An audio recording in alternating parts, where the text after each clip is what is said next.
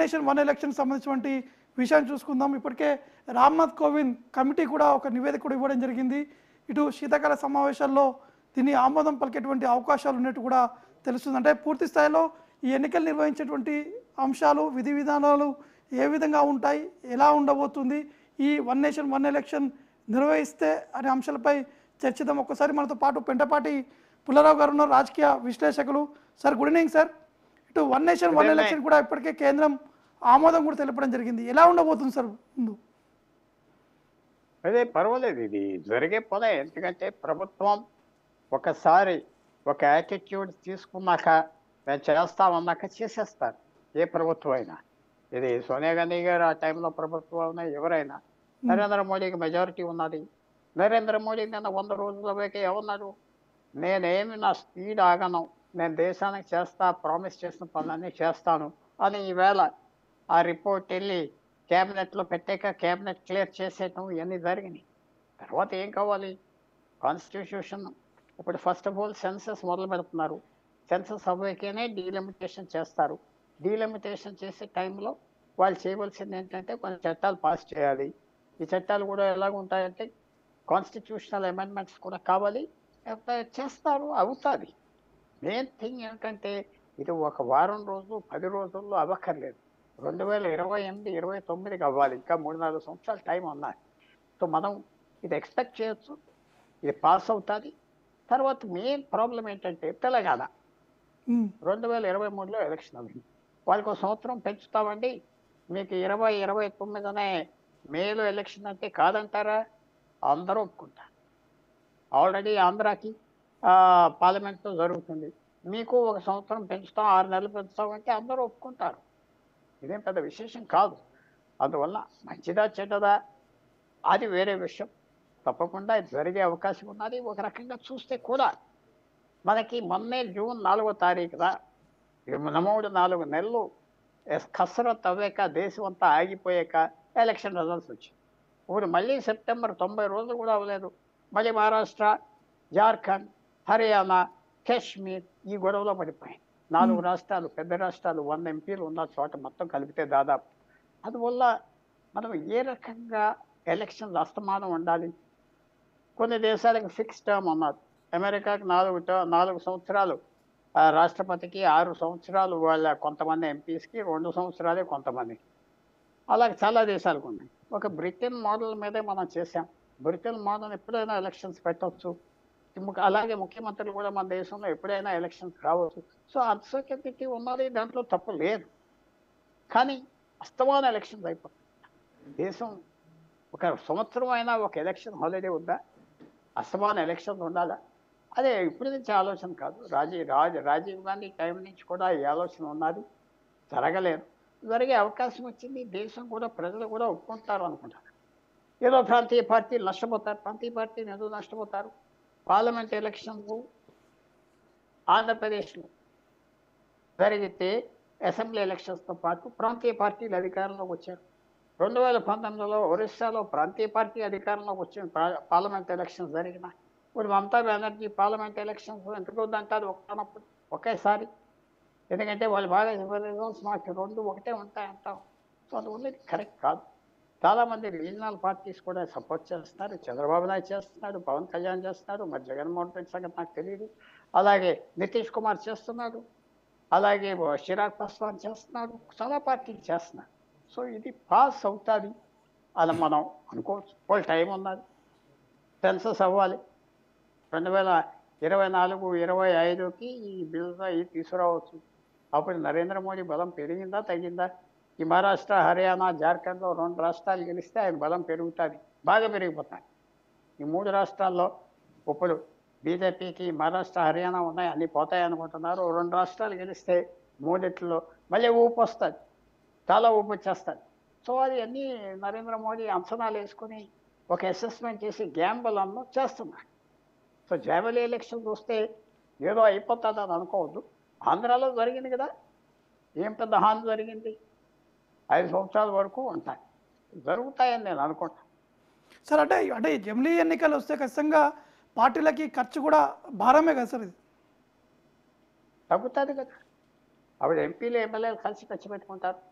ఎలక్షన్‌కి, ఖర్చుకి ఏం సంబంధం లేదు. కొంతమంది ఎమ్మెల్యేలు వందల కోట్లు ఖర్చు పెడుతున్నారు ఎంపీలు. కొంతమంది తక్కువ ఖర్చు పెడుతున్నారు. అది ఆ ప్రజలు ఎలా తీస్తున్నారు, ప్రజలు ఏం చేస్తున్నారు ఆలోచన ఉంటది. కానీ దేశానికి ఏమవుతదంటే ఓ 3 నెలల్లో ఎలక్షన్ అయిపోతాయి. హ్మ్. మళ్ళీ 5 సంవత్సరాల వరకు ఆ గవర్నమెంట్ పడిపోతే, ఇప్పుడు నాకొచ్చేది ఒకటే ఇబ్బంది దీంట్లో. ఆ యాంటీ డిఫెక్షన్ లా చాలా సివియర్‌గా ఉన్నది. 66% ఎమ్మెల్యేలు వెళ్ళిపోతేనే గవర్నమెంట్ పడిపోతారు. అది ప్రజాస్వామ్యాన్ని చాలా వరకు తొక్కేసారు. అది ఎవరు మాట్లాడరే. అది బీజేపీ మాట్లాడదు, కాంగ్రెస్ పార్టీ మాట్లాడదు. కాంగ్రెస్ పార్టీ ప్రజాస్వామ్యం పోతది, డెమోక్రసీ తగ్గిపోతది, జమిని ఎలక్షన్స్ పెడతాయంటున్నారు. మరి యాంటీ డిఫెక్షన్ లా ఎలా ఎప్పుడొచ్చింది? 1984 డిసెంబర్ 31 రాజీవ్ గాంధీ ప్రధానమంత్రి అయ్యారు. ఒక 30 రోజుల్లో ఆ కాన్స్టిట్యూషనల్ అమెండ్మెంట్ 52 కాన్స్టిట్యూషనల్ అమెండ్మెంటే చేసుకొచ్చి పెట్టేసి పాస్ చేసి పెట్టేశారు. 25 రోజుల్లో అది తీసుకొచ్చే అవసరం ఏమున్నది? ఆ రోజు నుంచి ఎమ్మెల్యేలకి, ఎంపీలకి అధికారం లేదు. వాళ్ళకి పర్సనాలిటీ లేదు. అది ప్రజాస్వామ్యానికి దెబ్బ కొట్టింది కానీ ఇదెక్కడ దెబ్బ కొడుతుంది? యాహ్! సార్. అంటే అంటే ఇప్పుడు ఈ ఒక నివేదిక కూడా ఇచ్చారు. దాన్ని ఆల్రెడీ క్యాబినెట్‌లో కూడా ఆమోదం తెలిపినటువంటి పరిస్థితి ఇక్కడ ఉంది. అంటే శీతాకాల సమావేశంలో పార్లమెంట్‌లో ఈ యొక్క బిల్లును కూడా పాస్ చేసినటువంటి నేపథ్యంలో అంటే టెక్నికల్‌గా, లీగల్‌గా ఏమైనా ఇష్యూస్ ఉండేటువంటి అవకాశాలు ఉన్నాయా సార్ ఏమన్నా? మీరు బిల్లు ఇంట్రొడ్యూస్ చేయొచ్చు. వెంటనే పాస్ చేయాలి. ఆ బిల్లుని స్టాండింగ్ కమిటీకి పంపిస్తారు. హ్మ్. అక్కడ స్టాండింగ్ కమిటీ రికమెండ్ చేస్తారు. వస్తది. 1 ఇయర్ పట్టుద్ది. తొందర ఏం లేదు. ఆ బిల్ ఇంట్రొడ్యూస్ చేశాక లోక్సభలో, ఆ లోక్సభ జీవితం అంతా వ్యాలిడ్‌గా ఉంటది. 2023లో చేసామండి, 24లో చేసాం ఇంక అయిపోయిందని లేదు. 5 సంవత్సరాలు వ్యాలిడ్‌గా ఉంటది. మెల్లిగా అవకాశం చూసి వాళ్ళు చేయరు. హ్మ్. అందువల్ల ఇంట్రొడ్యూస్ చేస్తే చేయొచ్చు శీతాకాలం. అలా ఉంటది. అది వెంటనే మాట్లాడతారు. దాని మీద వద్దంటారు, కావాలంటారు. స్టాండింగ్ కమిటీకి పంపిస్తారు. అక్కడ ప్రభుత్వం ఏం చేస్తదంటే అక్కడ రికమెండేషన్స్ తెచ్చుకుంటారు. మళ్ళీ వస్తారు. బలాబలాలు ఎలాగున్నాయి? పార్లమెంట్‌లో మీకు 2/3 మెజారిటీ కావాలంటే 200, 350 కావాలి. ఇప్పుడు బీజేపీకి దాదాపు 310 ఉన్నాయి. అది అలైడ్ పార్టీస్ అన్నీ కలిపితే, ఇండిపెండెన్స్ కలిపితే. ఇంకో 30, 40 కావాలి. ఇంకా సంవత్సరం టైం ఉంటే ఏమవుతది? ఎవరేం చెప్తాం? అందువల్ల వాళ్ళు అది కూడా చూసుకుంటారు. ఒక్కోసారి రాజ్యాంగం సవరణ అక్కర్లేదా? సింపుల్ పార్లమెంటరీ మెజారిటీతో కొంతవరకు అయిపోతుందా? అంటే అది అయిపోతుంది. సో అందువల్ల చూడాలి. అన్ని అవకాశాలు ఉన్నాయి. టైం ఉన్నది. వాళ్ళు చేయాలనుకుంటున్నారు. ఎన్నో బిల్స్ ఇలాంటివి చేశారు. స్టాండింగ్ కమిటీకి పంపిస్తారు. ఎవరు ఆప్ చేస్తారు? ప్రజలు ఆప్ చేస్తారు. ప్రజలకు ఏమిటి ఇబ్బంది దీంట్లో? అందువల్ల నేను కొంచెం ఇది ఎక్స్పెరిమెంట్ చేస్తే తప్పు లేదనుకుంటా. ఈ పని యాహ్! జరిగితే చాలా బాగుంటుంది. ఎలక్షన్ తగ్గుతాయి. అది కొన్ని దేశాల్లో ఇలాగే చేస్తారు. ఆ దేశాలకు ఉపయోగపడింది. ఎలక్షన్ హాలిడే కూడా కావాలి. 1 సంవత్సరం, 2 సంవత్సరాలు. పాలిటీషియన్స్ సెటిల్ అవుతారు. విరోధాలు తగ్గిపోతాయి. అస్తమాన ఎలక్షన్స్ వల్ల పార్లమెంట్ ఎలక్షన్స్ ఒకసారి, అసెంబ్లీ ఎలక్షన్స్, తర్వాత ఎమ్మెల్సీ ఎలక్షన్స్, తర్వాత మున్సిపల్ ఎలక్షన్స్, తర్వాత పంచాయతీ ఎలక్షన్స్, తర్వాత పాల్ సొసైటీ ఎలక్షన్స్. అస్తమాన ఎలక్షన్‌లో ఉన్నాం. అది మంచిదా? హ్మ్. అదే ఆలోచిస్తాం. యాహ్! సార్. మీరన్నట్టు అంటే ఇందాక చెప్పినట్టు కూడా కొన్ని పార్టీలు కూడా వ్యతిరేకిస్తున్నాయి. ఎందుకంటే ఈరోజు క్యాబినెట్ ఆమోదం తెలిపిన తర్వాత కాంగ్రెస్ పార్టీ కూడా వ్యతిరేకిస్తున్నామని చెప్పేసి కూడా వారు ఒక ప్రకటన కూడా విడుదల చేయడం జరిగింది. ఎలా ఉండబోతుందంట సార్? అంటే ఎందుకంటే లోక్సభలో బిల్ పాస్ కావాలి. ఇందాక మీరు చెప్పినట్టు అమెండ్మెంట్ దాని తర్వాత రాజ్యసభలో కొంత బలాబలాలకు సంబంధించిన విషయంలో కొంత ఇబ్బంది తలెత్తేటువంటి అవకాశాలు కనిపిస్తాయి సార్. అది చెప్పలేం మనం. ఇంట్రడ్యూస్ చేయటం చేస్తారు.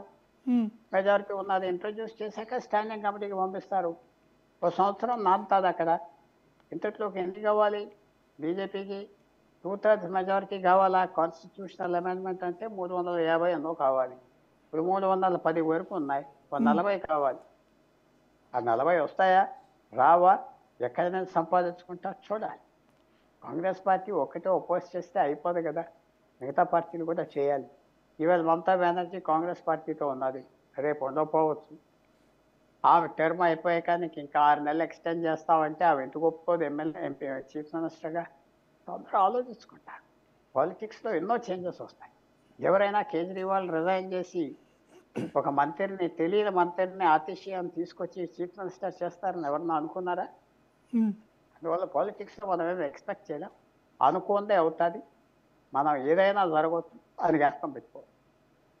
యా సార్, అంటే మినిమం ఎంత టైం పట్టేటువంటి అవకాశాలు ఉన్నాయి సార్? ఎందుకంటే బీజేపీ 2 ఎప్పటి నుంచి సంవత్సరాలు వన్ నేషన్ పడతాది. వన్ ఎలక్షన్ 2 అనేది. సంవత్సరాలు. యస్. 2 సంవత్సరాలు పడతాది. ఎందుకంటే సెన్సస్ కూడా అవ్వాలి. యా. సెన్సస్ అవ్వాక డీలిమిటేషన్ కమిషన్ పెడతారు. మ్మ్. ఆ సెన్సస్‌తో పాటు ఎన్నో వస్తాయి. సో ఎంత ఎక్సర్సైజ్. ఇప్పుడు రేపు ఇంట్రొడ్యూస్ చేసి శీతాకాలం 3 నెలల్లో బిల్లు పాస్ అయిపోతాదని ఎవరు అనుకోవట్లేదు. సంవత్సరం పడతాది. సంవత్సరం 2 సంవత్సరాలు పడతాది. అది ఒక 30, 40 ఎంపీలు ఉంటే ఇంకా కాన్స్టిట్యూషనల్ రాజ్యాంగ సవరణ కూడా అయిపోతాయి. మ్మ్. ఆ 30, 40 ఎక్కడ దొరుకుతారు? ఎవరిస్తారు?